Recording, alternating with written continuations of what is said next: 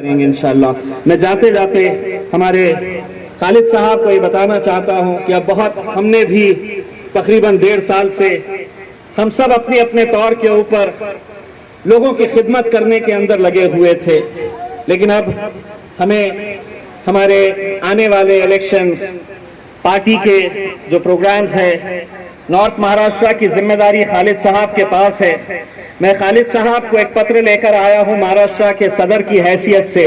اس پتر کے اندر، اس لیٹر کے اندر ہم نے خالد صاحب کو یہ پورا اختیار دیے ہے کہ نارتھ مہاراشٹر کے اندر جہاں کہیں باڈی بنانی ہے آپ بنائیے، کس کو نکالنا ہے آپ نکالیے، کس کو لینا ہے آپ لیجئے، کیونکہ اگر سارے فیصلے مہاراشٹر کا صدر اگر اورنگ آباد میں بیٹھ کر لے لے گا تو میں نہیں سمجھتا ہوں کہ میں مالیگاؤں سے اتنی اچھی طرح سے واقف ہوں، یا دھلیا سے اتنی اچھی طرح سے ہوں، یا جلگاؤں سے اتنی اچھی طرح سے واقف ہوں جتنا خالد صاحب۔